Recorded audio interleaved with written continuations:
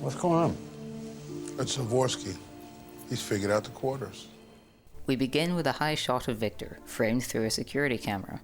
This is the only shot in the sequence without diegetic sound. Instead, we only hear the opening notes of non-diegetic music. It starts with an understated violin, allowing the audience time to adjust to the change in perspective. Up until now, the scene had been following Dixon. Here, the melody begins. The music's transition doesn't exactly line up with the shot transition. Instead, it starts a few seconds early to help bridge the gap. Visually, it's aided by a very subtle match cut. We go straight from Dixon's reflection in the security room screen to the reflective glass behind Victor.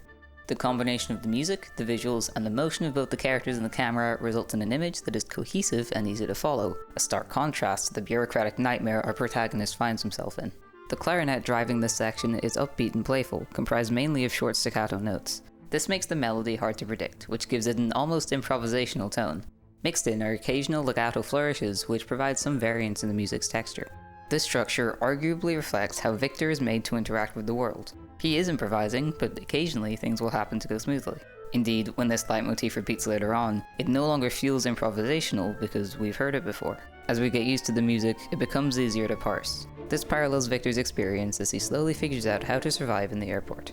We get a bit of a break as he pays for his food and eats it. The song repeats itself, so we don't need to parse any new musical information, and this shot has much less movement than those that preceded it. And then, the clarinet plays a new melody in a lower octave. At this point, Victor has proven his strategy bears fruit, or burger.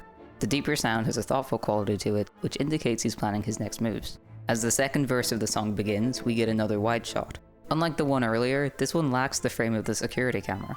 Now that we understand what Victor is doing, we're expected to be on the same page as him, so the distance provided by that framing device is removed. Once again, these cuts don't perfectly line up with the song. This works to prepare the audience for the next part of Victor's plot, and again connects the two shots together. The music in the second half of the sequence has slightly different layering. The main violin has a faster and tenser character, the clarinet is in a higher key, and it's underscored by some very faint, low strings. The leading melody, however, is still the same. Victor's plan has grown more complex, just as the music has, but it's still recognizable. The diegetic sound of the airport is still audible, but it doesn't overpower the soundtrack. This helps ground the scene. And logically, we shouldn't be able to hear Victor's dialogue based on the camera's position, but we can. This highlights him as our point of view character, and is another contrast with that shot from the start. This fast and repetitive violin section matches the visuals perfectly.